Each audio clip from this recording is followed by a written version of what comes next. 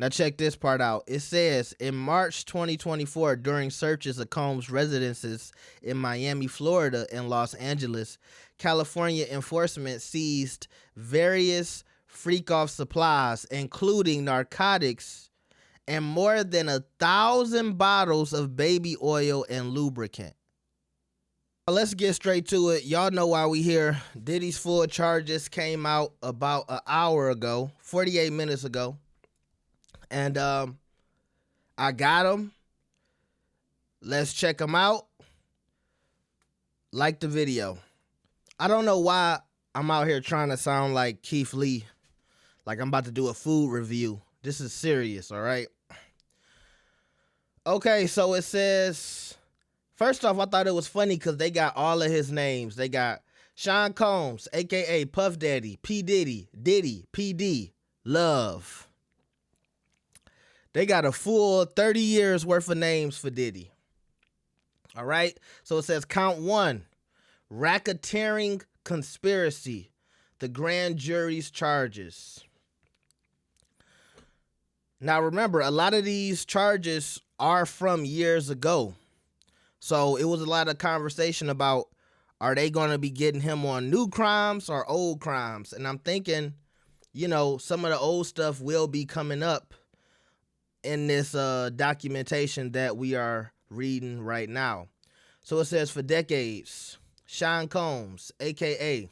Puff Daddy, a.k.a. P. Diddy, a.k.a. Diddy, a.k.a. P.D. They got to put all of this in the statement. Look, it says like, this is in the statement. Not only is it up top, in the statement it says, a.k.a. Love.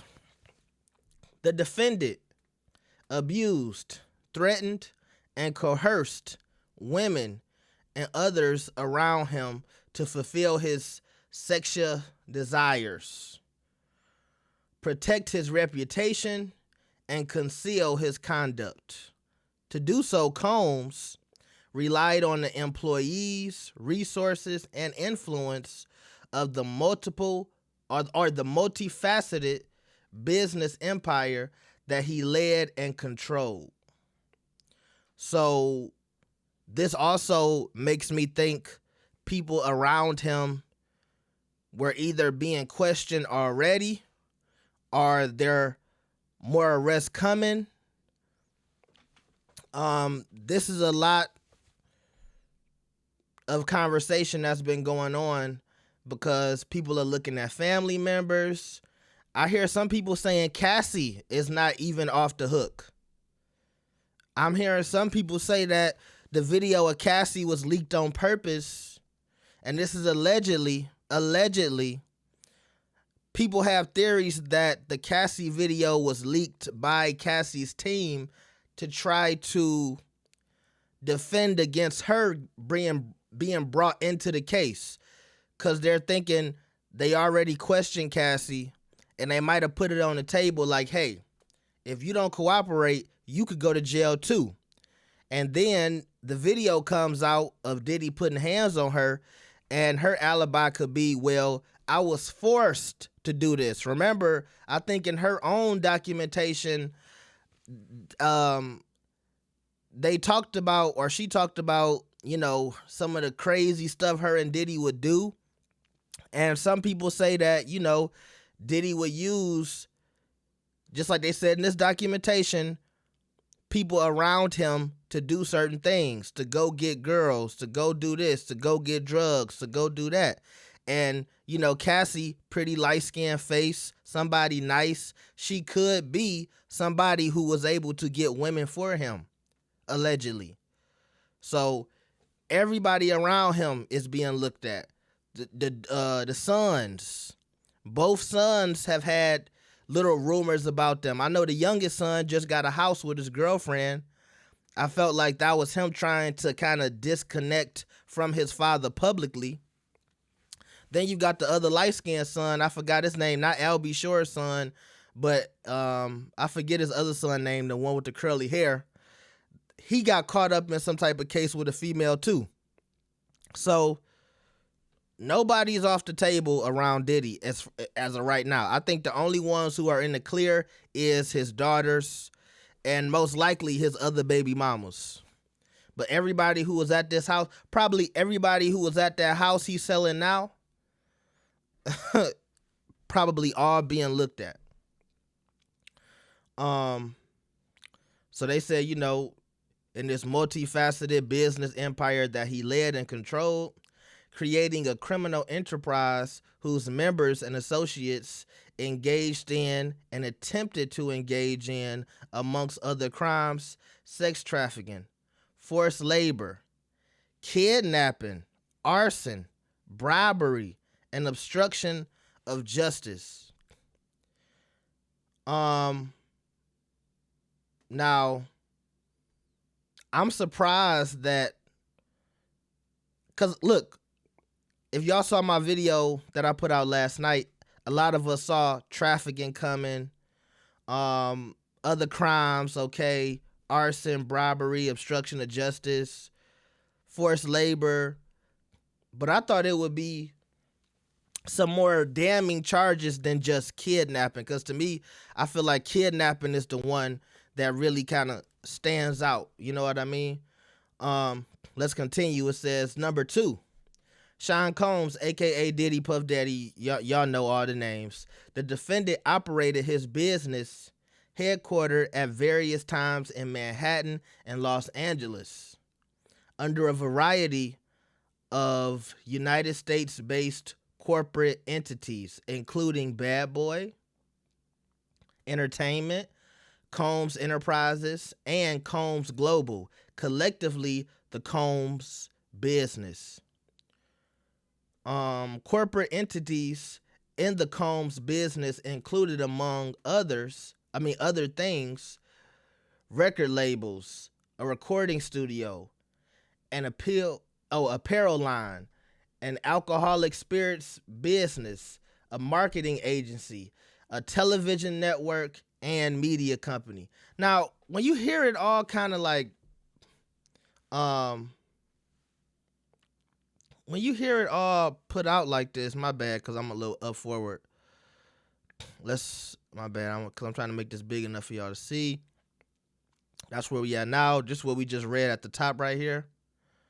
You know, talking about his various businesses. Now we at number 3. But when you hear it all read out like that, it almost seems like more than what he was doing. Because, you know, he was always the face of everything. Remember, they used to say, Diddy always got his face in the videos. Diddy always, you know, that's what they used to say against Diddy. Hey, come sign with us. You know, if you don't want the owner of the record label in your videos and stuff like that, come sign with us. We ain't like Diddy. So the companies that he seemed like he was the face of was, you know, the liquor business, Revolt, and Bad Boy. But these other few companies that they named, and Sean John, the clothes company, I don't know, it just seems like more than what it was. But I guess, I just named he was the face of 4 companies. Maybe I'm tripping. But, you know, he was involved in a lot. I don't know, it just seems like we only saw his face in a few businesses. I could just be tripping.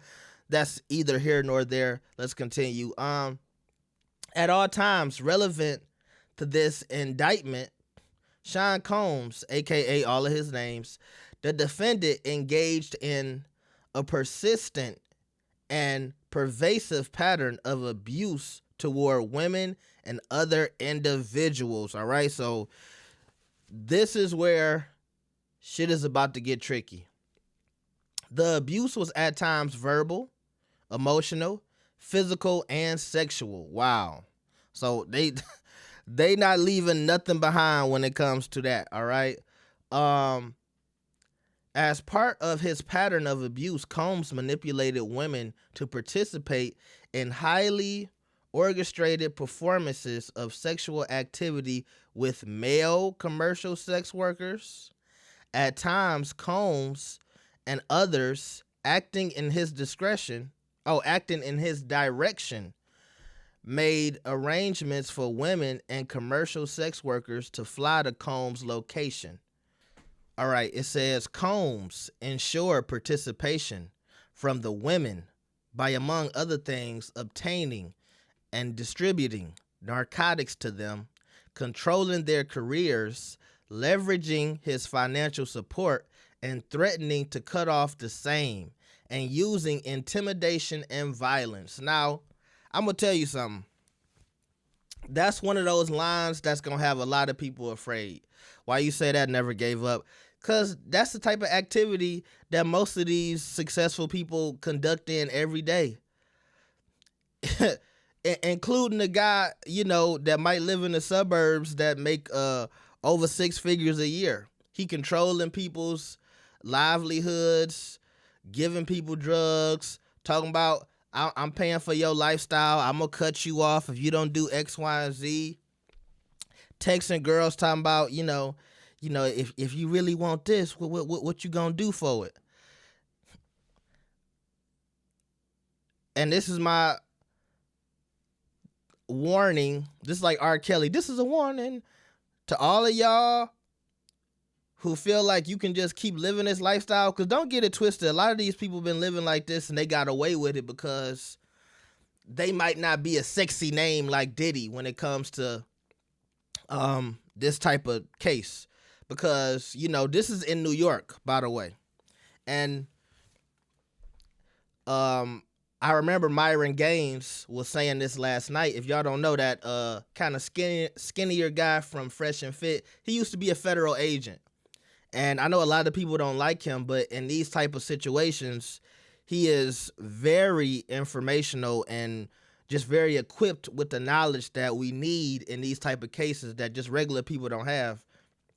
And he was mentioning, how in New York, there's been a few things that kind of failed. They tried to go after Donald Trump, and that didn't work out. There's been a few other, I want to say maybe mistakes or, just things that didn't make their legal or judicial system look the best. So they're looking for a win.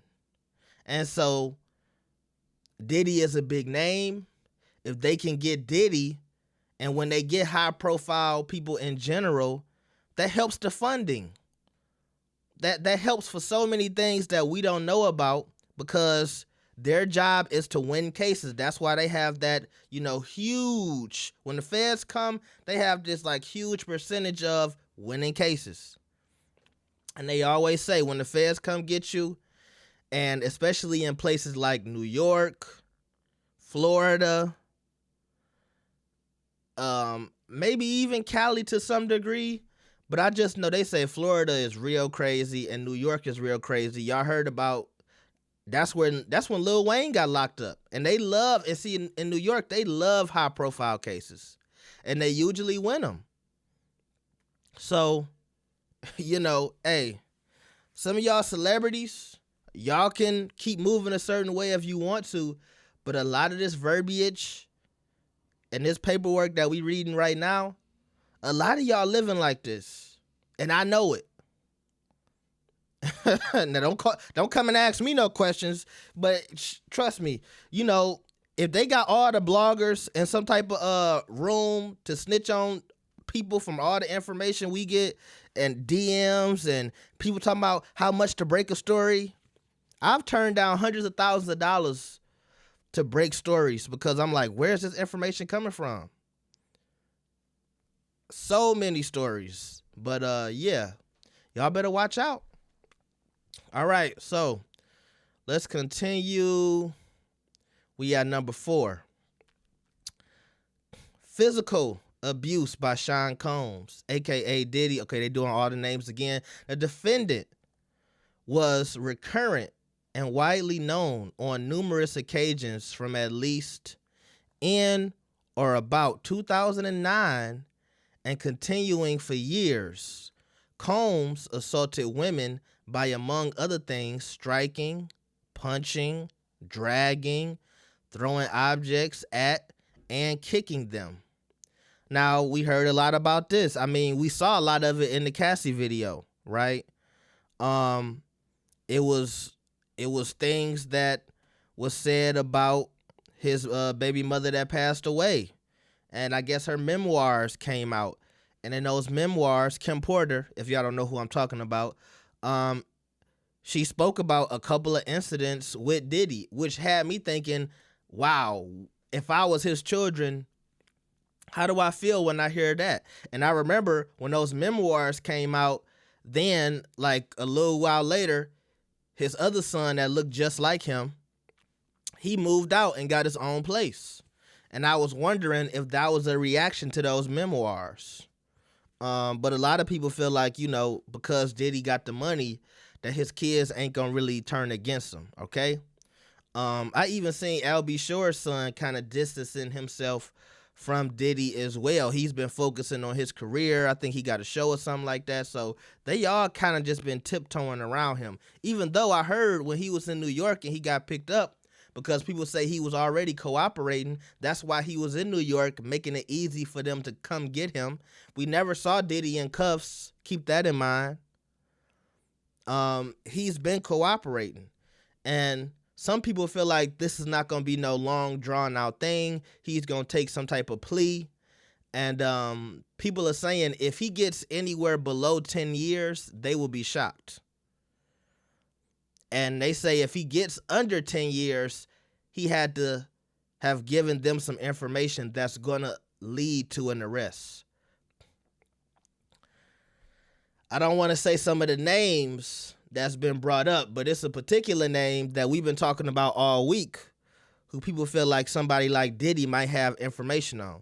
But then I ask myself, I'll just say it. I mean, do we know if the feds are really looking into Jay-Z like that? Because if we really being honest, we've heard things about Jay. Now, his past when it comes to drug dealing, always been open about that. I've heard some stuff about, a baby mama or something like that. I know when he got in trouble in the 90s for I think him and some guy got into some altercation and he went to court for that. I don't know if the guy got cut or something like that. But I just haven't heard that many things swirl around Jay-Z the way they've swirled around Diddy. So I don't know if Jay would be that big of a get for them. I think somebody like Russell Simmons, if they could go extradite him from that country that he's in, I feel like maybe that would be more of a bigger win, because I think we've heard more damning things about him than Jay. That's just my opinion. Okay, so these assaults were at times witnessed by others and included one instance at a Los Angeles hotel in about March 2016, which was captured on video and later publicly reported. Publicly reported. You mean leaked? Where Combs kicked, dragged, and threw a vase at a woman as she attempted to leave when a member of the hotel security staff intervened. Combs attempted to bribe the staff member to ensure silence. All right. Combs' violence was also not limited to these women. It extended to his employees, witnesses, to his abuse and others. So, wow. So what, when they say employees, the first thing I'm thinking is like housekeepers and stuff, but no, it's probably talking about, people like Dawn, who have recently spoke out, the girl who was in Diddy Kane, people who was a part of his record label, maybe people a part of his staff that might have been trying to help Cassie or other women and Kim Porter, and he's telling them, hey, stay out my business, I get your ass I get your ass going, right? We go into 5. Sean Combs, aka Diddy, blah, blah, blah. The defendant used the Combs business, including certain employees, to carry out, facilitate, and cover up his abuse and commercial sex. Those employees, including security staff, household staff, personal assistants. The defendant. So they saying all of these people? Now, if you ask me, these people have already been spoken to, and some of them had already turned against him. Because was he paying security, household staff, personal assistants, and high-ranking supervisors enough money to buy their silence? I don't think so. And that's when they say, oh, they already got you, because they already got people who then walked in, gave them all the information that they need. And the first question they asking you, are you ready to take the stand? You know you're gonna have to take the stand. You ready to take the stand? And it might not get that far. I don't know if he's gonna take it to trial. I doubt if he's gonna take it to trial. But these people waiting. And look, some of them might have been walking around him, talking to him as of right now. And he get this, and he thinking like, damn, who are these people that? And maybe that's why he got rid of that house, because that big old house that he had that got raided, or one of those houses that got raided, the one that got the big statue and it had the big old bed in the backyard and all that other stuff. It took a lot of staff to run a house that big. And so he might have got word like, hey, these motherfuckers is, snitching on you. And so he probably said, all right, I'm getting rid of all the big houses, fire all the staff, send them home. I don't know who I can trust, okay?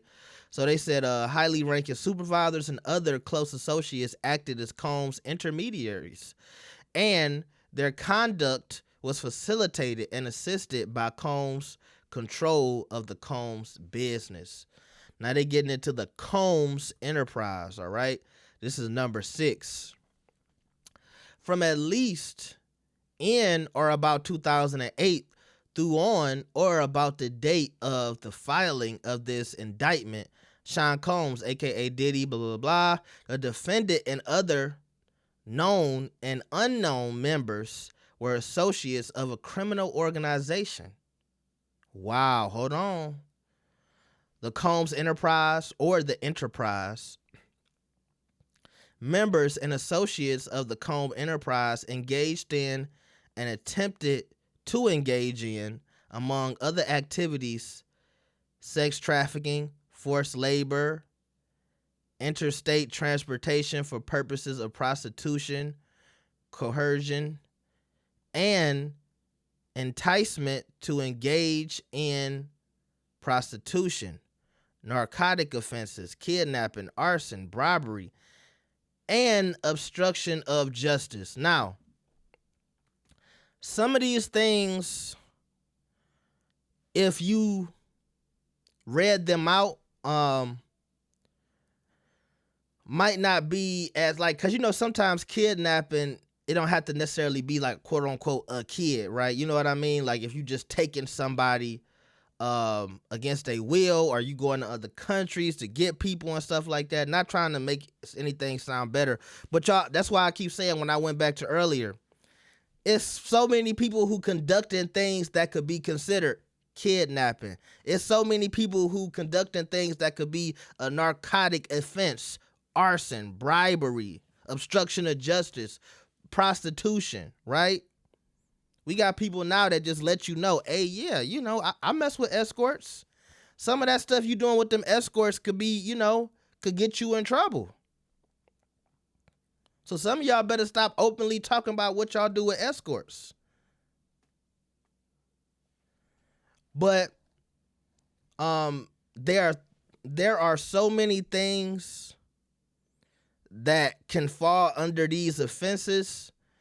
That's why I keep saying so many people do some of this stuff every day.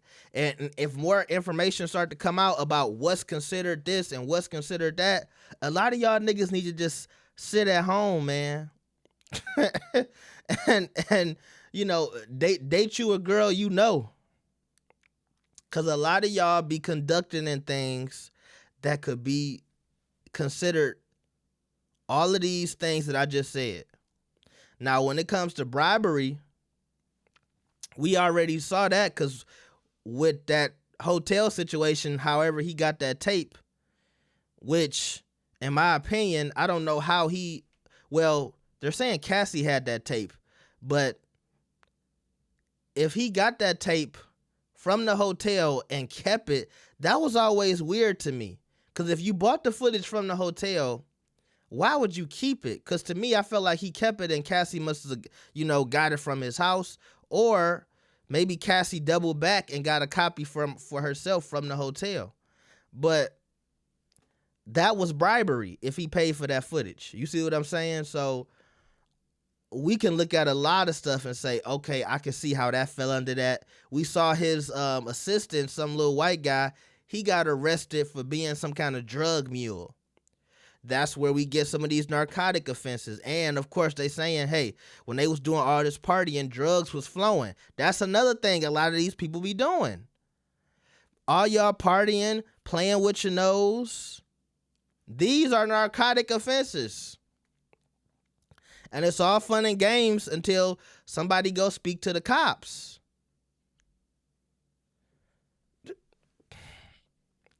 But they not listening. They not listening, y'all.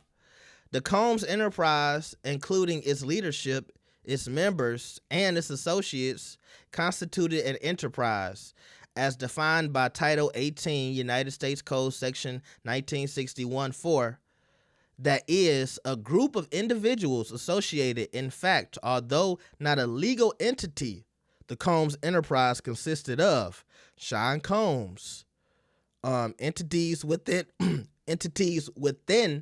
the Combs business included, but not limited to let's go up here. I think this is the last page, y'all. Bad Boy Entertainment, Combs Enterprises, and Combs Global. Number 3, individuals employed by and associated with the Combs business, for others known and unknown. So they don't even know everybody who was involved in these businesses, which is crazy. That and to me, I think that lends into, how shady was Diddy. If we, we can't even find everybody who was involved in these businesses. Who are these unknown parties? Who are these unknown factors? And is that something that Diddy could use as a bargaining chip? You want to know who these people are? Because some of these people might be bigger than me. Remember, we got into conversations about, Diddy has ties with people from the UK. Diddy got ties with this one and that one. Like he is some global, beacon for crime amongst rich people, and almost as if he was like, was he an individual who was facilitating, the freak-off for other peoples in other countries? Like, do y'all feel like this documentation is trying to paint that picture as well? Or over the months, people have tried to say that, like, as if Diddy was the guy you would call if you wanted the girls, if you wanted the drugs, if you wanted the party. We all know in the States he was known for the Diddy party, the freak-off. But is that something that he was facilitating for other people in other countries? And out of the country where the party's freakier and nastier. Number 8, the Combs enterprise constituted an ongoing organization whose members function as a continuing unit for a common purpose of achieving the objectives of the Combs enterprise. The Combs enterprise was engaged in, and its activities affected interstate and foreign commerce.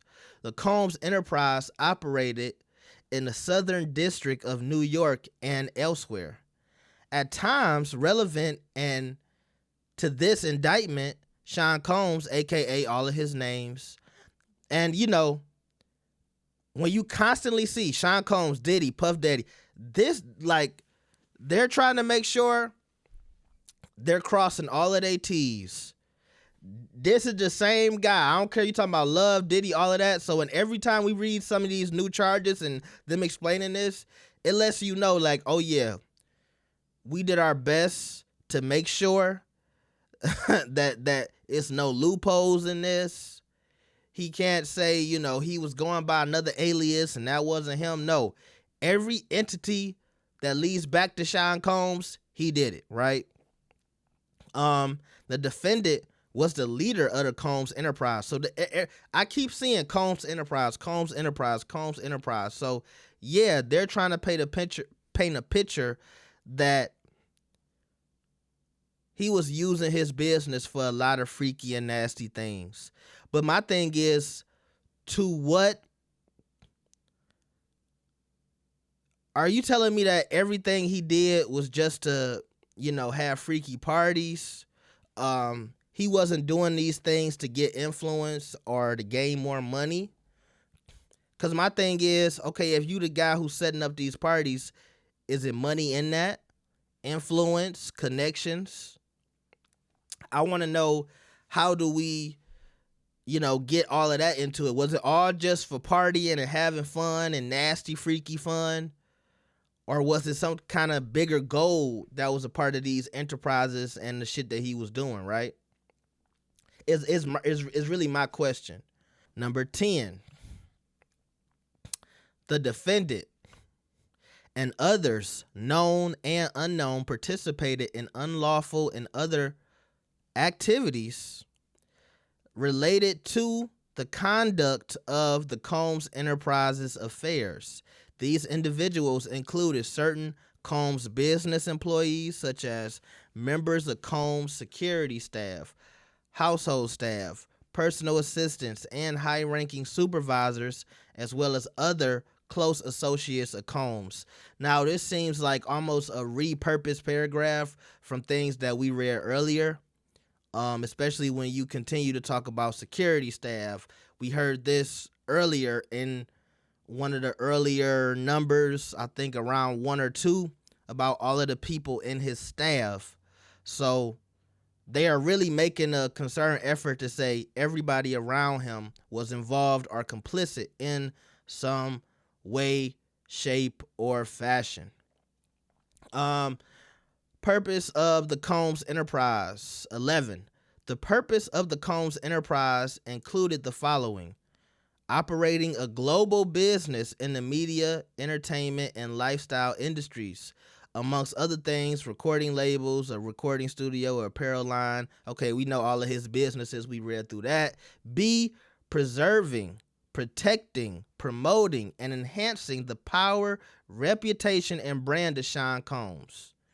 Okay, so that's, I guess, the answer to my question I asked earlier. What did he get out of all of this? Which was, I guess, if he's known as the guy who's throwing these parties and just doing whatever he wants, these things, heightened his brand and his power.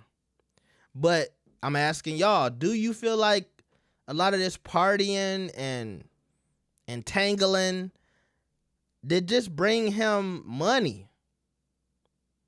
And honestly, I'm asking y'all too, how popular, see, it must be popular amongst celebrities, because I feel like we as regular people, we didn't really put Diddy on this pedestal just because he threw these, freak-offs and all of these illustrious parties with all the celebrities there. We every year we heard about Diddy parties, but it was just something you would hear about. We would see some pictures, but did it make you say, oh, I fuck with Diddy more because of those parties? Which, I don't know if that's a hole in this case, but I do feel like, to me, it's like, I would have said he was just doing this for his own selfish greed and pleasures, other than, oh, he was doing this to strengthen his brand. That's just in my opinion. They got more information than me, but to me, that's what it looked like. To me, it was just, Diddy like to play a certain type of way. Like Cat Williams said, Diddy gonna ask you to party. Diddy like to party. I don't really feel like some of this stuff that they're saying was really increasing his brand and all this other stuff, right? I think the things that helped his brand was the stuff he did that was supposedly positive, right? Vote or die when Obama was running. To me, those were the things, and black excellence, all of this black excellence stuff. That's the stuff to me that really promoted his brand and power. But behind the scenes, when it came to the rich and powerful and the famous people, I could definitely see, all of the freaky stuff being the appeal to a lot of people he might do business with, right? Oh yeah, Diddy, he can get you the girls, he can get you this, he can get you that. Oh yeah, Diddy want something, give it to him. Diddy need something, give it to him. Diddy wanted to do business, let's do it, right? So I can see that as well. The defendant, as a musician, entrepreneur, and figure in the entertainment industry. Okay, so we got the full 14 pages. I thought it was 4 pages. I don't know. I guess I thought it was 4 pages because which I should have knew it wasn't 4 pages. On Megan Cunnell's Twitter, she only got 4 pages posted on the Twitter, and then she got the document with the full 14 pages. Black man didn't read. Anyway, so it's 14 pages. Y'all know in a lot of these documents they tend to repeat stuff. So I'm gonna go through stuff that was interesting. So, all right, and where we left off was they were telling us, hey, this is what the Combs Enterprises were doing. All right. So it says right here, and E, fulfilling personal desires of Combs, particularly those related to Combs' sexual gratification, including through the exploitation of women and the use of commercial sex workers. Now, are they going to get into anything about men in this? Because I don't see anything about that. I thought in the Cassie documents she was talking about men, but I guess maybe quote-unquote commercial sex workers could fall under men as well. But a lot of the stuff we talking about is involving women, all right? Which I think is something a lot of people want to know. Is this document, are we going to get anything that officially says Diddy is gay, right? As we continue, it says, enabling Combs and other members and associates of the Combs Enterprise to engage in unlawful acts of violence, including sexual violence, sex trafficking, forced labor. Remember, like I said, they're going to continue a lot of statements. I want to scan through this.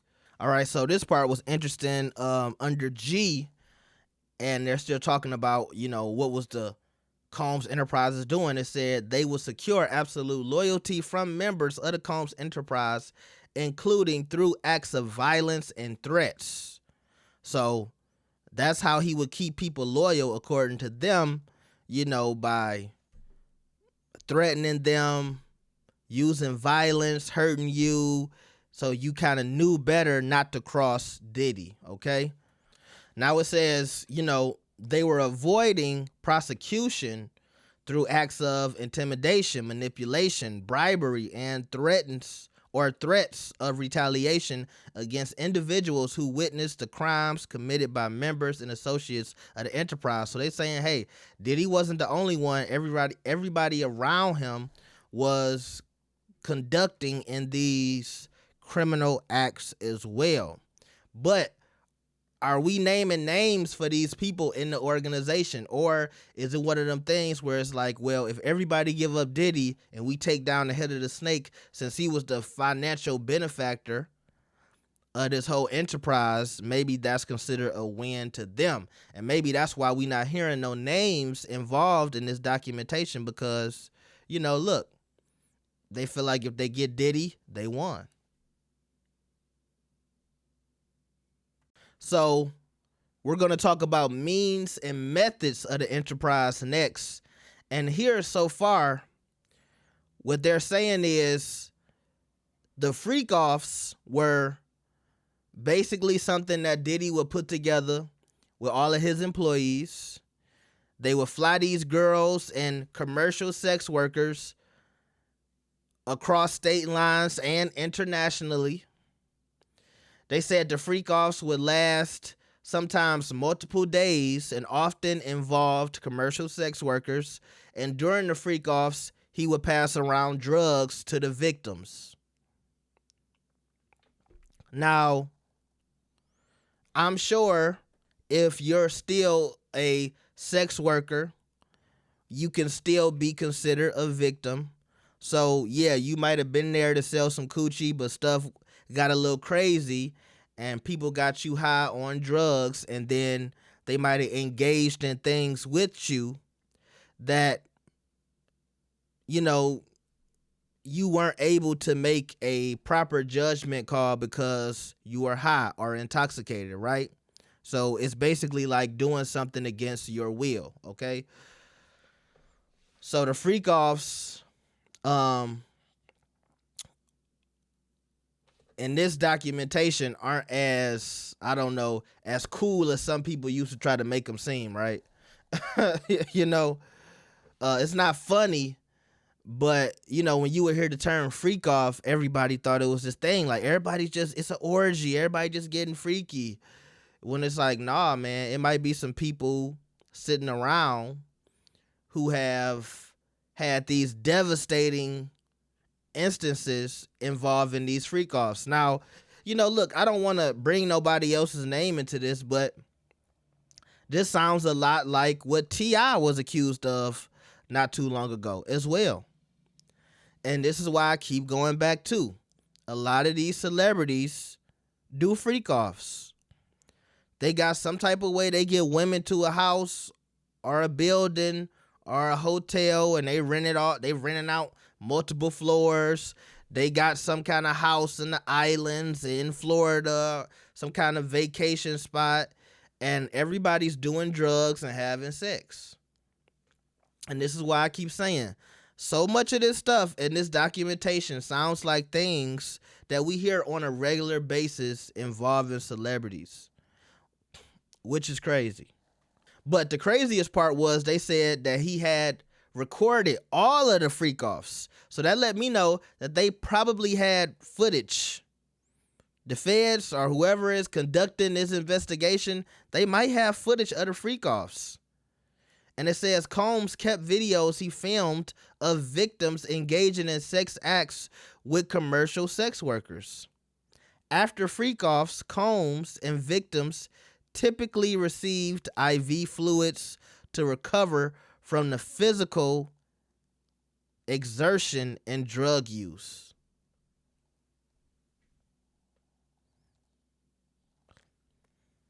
Wow. I mean, to get an IV out, this sounds like some intense type of shit, right?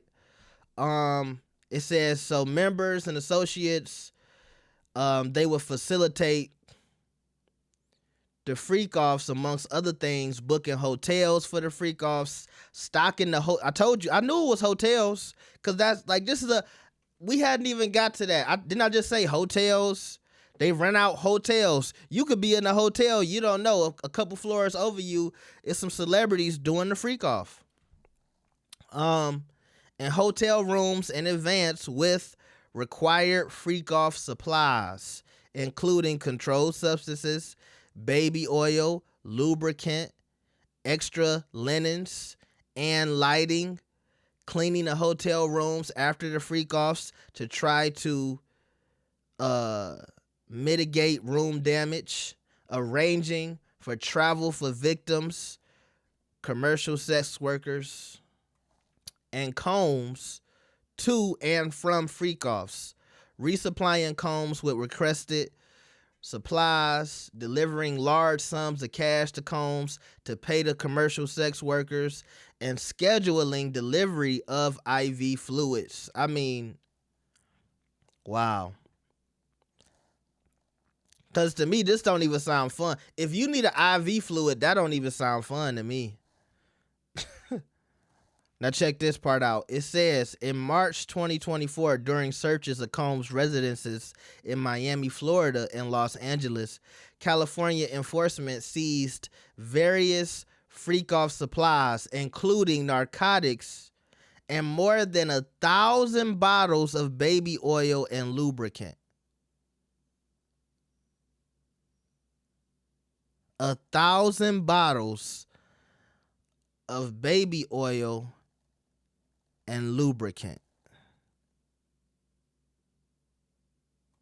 So we hear this a lot. They saying through the freak offs, he would promise opportunities for careers, granting and threatening to withhold financial support, and by other coercive means, including trafficking their whereabouts, dictating the victim's appearance, monitoring their medical records. We heard this a lot when it came to Cassie. I wonder how much of the victims is Cassie in this documentation, right? Controlling their housing and supplying them with controlled substances. During the separate Oh, during and separate from freak-offs, Combs, amongst other things, hit, kicked, threw objects at, and dragged victims at times by their hair. Now that sounds like what he did in that video as well. These assaults often resulted in injuries that took days or weeks to heal.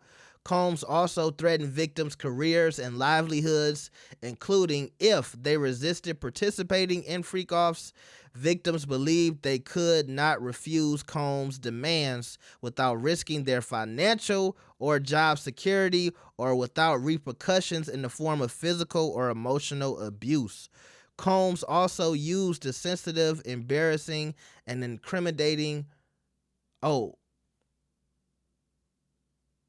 incriminating recordings that he had made during freak-offs as collateral to ensure the continued obedience and silence of victims. That's why I paused, because I'm like, because you picturing this in your head, and it's like, okay, so he had the videos, and he would hold it over your head, allegedly, to make you conduct in various activities. Now, on page 8, they also talk about they seize firearms and things of that nature. We knew that already, guys. They said at his house they went and took a whole bunch of guns and weapons. Remember when I showed the footage of what his house looked like after the seizure? It was a gun locker that was empty, so they took all of his guns, all of his ammunition, and they're trying to say, I guess he used these weapons to, basically force people and threaten people. But also, that's another thing. A lot of people that are in his financial, you guys, I'm reading so much crazy shit right now. I don't even know how to talk. But are in his tax bracket, they keep a lot of guns, right?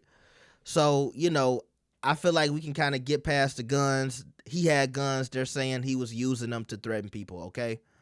They're also saying that members of his staff would basically watch him conducting violence against people and actually help him cover it up as well. And also prevented victims from leaving locations such as hotels or Combs' residences. So houses, hotels, they saying the staff would help him clean it up. They saying that staff would help him or just turn the blind eye while he was doing it, probably because they were getting paid. And also, this speaks to a lot of these people doing interviews talking about, I saw him do this to Kim Porter. I saw him do this to people.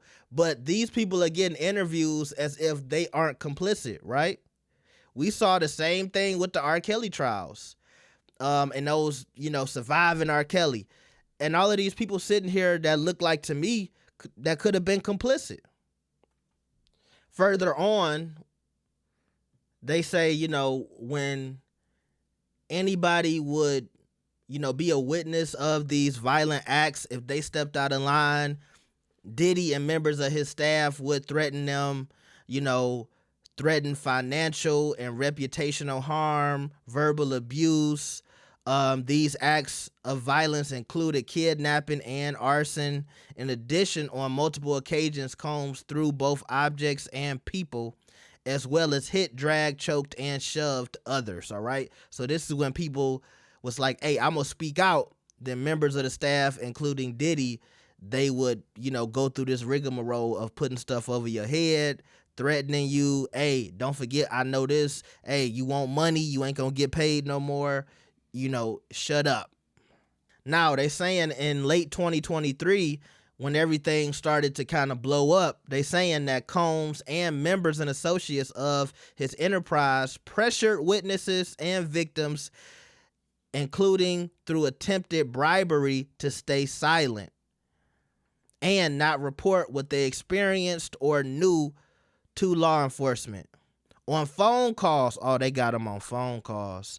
Combs and other members and associates of the enterprise, amongst other things, provided these victims and witnesses with a false narrative of events in an effort to conceal Combs' crimes. Combs caused these calls to be recorded on at least 2 occasions. Combs caused these calls to be recorded. So he was recording the calls, I guess, to basically say, like, this ain't happened. This is what really happened. So he's recording them on purpose, I guess. So they trying to say, well, look, if he tried to come in here with any evidence saying that these events didn't happen, he was trying to set it up and make it look a certain way by recording it, right? So if something happened, I could say, well, that ain't really happened. Look, and I start recording. I say, you know that ain't happened. This is what really happened. And you like, hold on, nigga, you gaslighting. That's not what happened. No, this is what happened, and you know that's what happened. So I guess they're saying that, he was trying to create his own alibi, which, that would be something that they have to prove as well. But if they got phone calls that are plainly just him making up stuff, or let's say if they got him saying that, okay, I'm gonna make a call and this is what we gonna do and this is what we gonna say, and then you have other proof that that's not what happened. Like if he on the phone call saying this what happened, and then they got video and proof of what really happened, then it ain't much you can do. And I'm, when you keep telling me, oh, the feds got everything, I'm assuming they got this. So now we move into racketeering and conspiracy. So in the racketeering portion, this is basically saying, okay, it was kidnapping, it was drugs, it was arson, it was bribery. This is basically them just stacking up all of these crimes on top of each other, tampering, forced labor, and they're just citing the, sections of law that these fall under, right? For one, it says under Title 18, United States Code, Section 1591. So that's basically all this is stacking up all of these things on top of each other. If he used oxycodone and all of these other drugs, this falls under this violation of Title 21. So it's stacking all of these crimes on top of each other. That's what the racketeering portion is, okay? Now, this is the notice of special sentencing factor. This just basically paints Diddy as somebody who is willing to do almost anything, willing to pay people, transport, patronize, solicit, just like, hey, this is a really bad individual. They just letting people know, hey, this is how bad he is.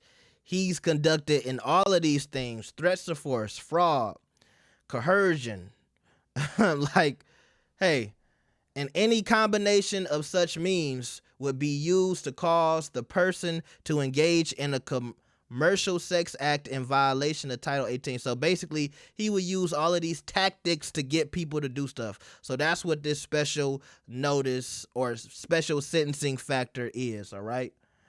Also, that's ranging from 2009 to 2018. So, we had a conversation yesterday about, when did Diddy try to clean up his act? And so I'm wondering if, maybe in 2018 he tried to clean up a little bit. And is that when Brother Love started coming about? I feel like Brother Love came out sometime recently, right? So maybe he was trying to stop doing this stuff, but, at that point it's too late. And it looks like they've been building this case for a long time, right? But yeah, let's continue. So in this next part, which is sex trafficking by force, fraud, and coercion, they talk about victim one. So basically, a lot of the stuff we heard earlier, they said he did to victim one, right? More specifically, attempted, aided, and abetted, and willfully caused victim one to engage in commercial sex acts, knowing and in reckless disregard of the fact victim one was engaging in commercial sex acts as a result of force, fraud, and coercion. Who is victim one? I don't know, but I think a lot of people might assume that this might have been Cassie. Next, it says transportation to engage in prostitution, which is a lot of the stuff we heard, right? He was flying them in. He was willfully and caused the transportation of female victims and commercial sex workers in interstate and foreign commerce on multiple occasions with the intent that they engage in prostitution. You're not supposed to do that. And that's why I said sometimes, once you get to flying people to the States, then that's a crime. What they do in their country is one thing. What they can do in the States is another. Now, forfeiture allegations, this just talks about money that was used to commit crimes and properties that he owns that were used in, committing these crimes. So houses where he might have threw functions at, money that he might have used to pay prostitutes. That's what this covers, all right? We don't need to get too deep into that. And then the last page gets into substitute asset provision. I'm just assuming all of this stuff has to do with his properties and his money. And I wonder if this is them kind of saying, okay, like if he gets a bail, he can't put up certain properties that were used in crimes or something like that. I don't know, about any of the parts that have to do with the property and the money, okay? That's a little above my pay grade. But that's basically it. That's all 14 pages, or at least the footnotes and the things I thought that was important from all 14 pages, all right? This is a lot. You know how you go through something and you feel like it was heavy, and it just really seems like Diddy was running some type of criminal enterprise, like he was some type of Batman villain or something like that, right? Prayers to the victims and prayers to anybody who was hurt by Diddy. And it just makes me think about his apology that he put out after the Cassie video came out. And he said he was in a real effed up place and all this stuff. But it seemed like you was in an effed up place for a long time, right? I keep hearing them cite from 2009 to 2018. But also, a lot of people have talked about the things that Diddy did in the 90s, which is another thing that was very interesting. They are choosing not to go into crimes that I'm assuming that happened within the 90s. I feel like at some point, did they mention 2002? At some point. But I kept seeing 2008, 2009. So it seems like they aren't interested in anything that happened before then, right? But still, regardless, even if you cut off these crimes at the 2000s, because, I see a lot of 2009, 2008. If you cut him off at 2009, he's still been involved in so much shit, right? And look, I still go back to my statement earlier, which was, it's a lot of these people out here living this similar type of lifestyle. I feel like it's a lot of charges in this that you could bring up against a lot of these celebrities. And maybe this indictment or these charges will encourage a lot of these other people to clean up their act. Just because these girls are strippers, prostitutes, and all this other stuff, they aren't just your playthings to be abused and tortured for your will and your games. And, obviously some of his victims were not sex workers. They were just women that, and for him, I was thinking about him just getting dressed on a Friday, like, preparing for the FreEk-Off, thinking everything all good, when it's like, hey, bro, what you doing is a little shaky.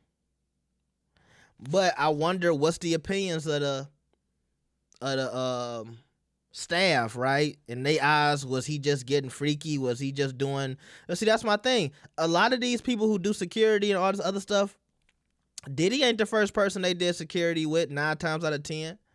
They see this stuff all the time.